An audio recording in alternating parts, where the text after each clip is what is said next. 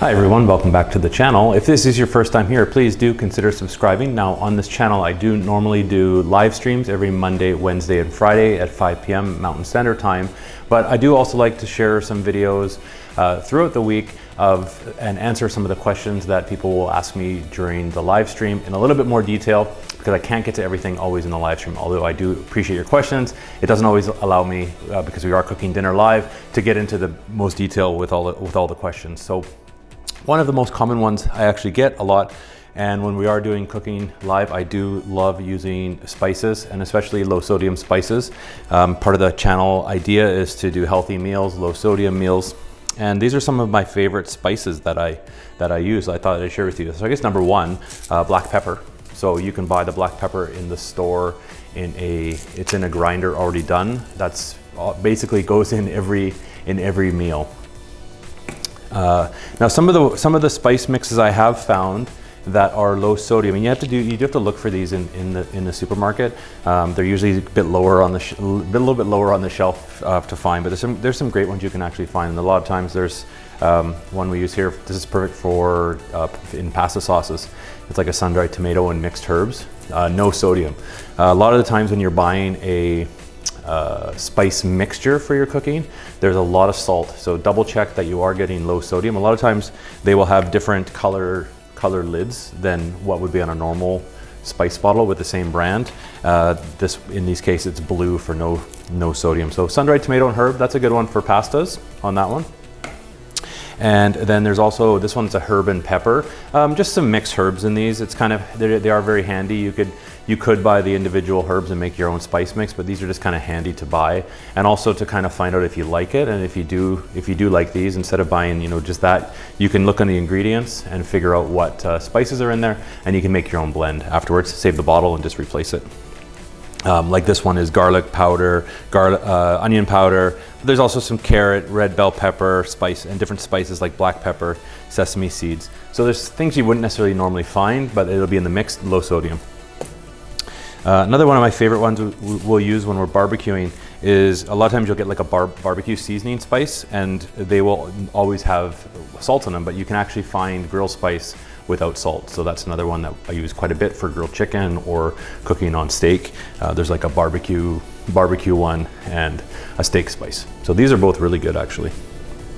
Now what I do find, because we're not adding extra salt to the recipes, is a lot of these spices, you'll have to add more to your recipe and more to your seasoning than you probably would normally, because what salt normally does is brings out the flavor of things. So you would have to use a little bit more of this spice, I find, compared to like normally if you were going to be adding salt to your meals.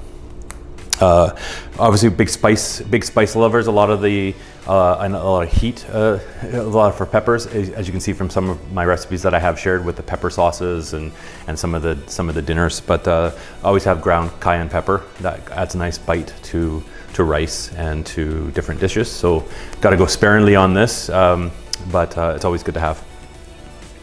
And getting low on this one, but this is paprika. So that's always good. That's good with rice. It's good on chicken. It's also really good on potatoes. And this is just regular paprika, but you can also find smoked paprika, which is quite nice to try. It gives obviously, like it says, a nice smoky taste to your cooking. And I am actually out of that one. I need to pick up more at the store. But that's very good. And also too, another good spice that we use quite a bit, as you can see, because the bottle's almost finished, is the chipotle powder. These are chipotle peppers. They are quite spicy, but they have a nice smoky taste to them. These are very good on, this is good on chicken, good on potatoes, really good on corn. If you're cooking corn, normally you would have butter on there and lots of salt on cobs of corn. Try it with unsalted butter and a little bit of chipotle on there. Nice on that. And also there's basically experimenting with chilies. Ancho chili pepper, that is another spice we use quite a bit. And then also just the usual, it's kind of handy if you're able to get fresh herbs.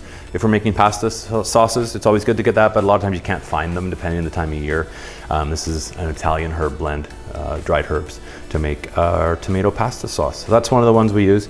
And a couple more we do have is chili flakes. These are just crushed chili peppers. They kind of go good on anything at the end. If you need to add a bit more heat to something, crushed chili peppers.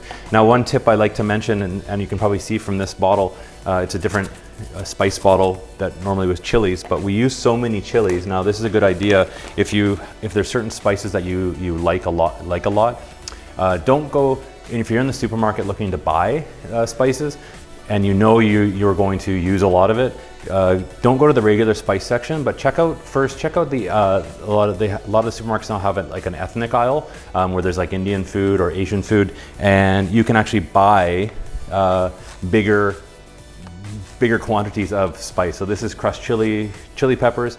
Obviously, you can see we use a lot of these, but like a bag like this, you know, compared to the price of what you would buy for a normal bottle, it's, you know, you're getting 10 times as much, and it's usually only costing about double. So check on that. You can a lot of times find more bulk spices in some of the ethnic aisles in your supermarket. And the last one here we have is actually some whole dried red peppers. We'll put a couple of these usually into, if we're cooking rice, we're making a spicy dish with rice, we'll put a couple of these there into the rice pot before we cook it, and gives us nice flavor. So there you have it. Those are some of my favorite spices to cook with. Hopefully you enjoyed it. Hopefully you learned a little bit. Maybe there's some here that you haven't tried before. Next time you're out shopping, maybe pick one up, give it a try.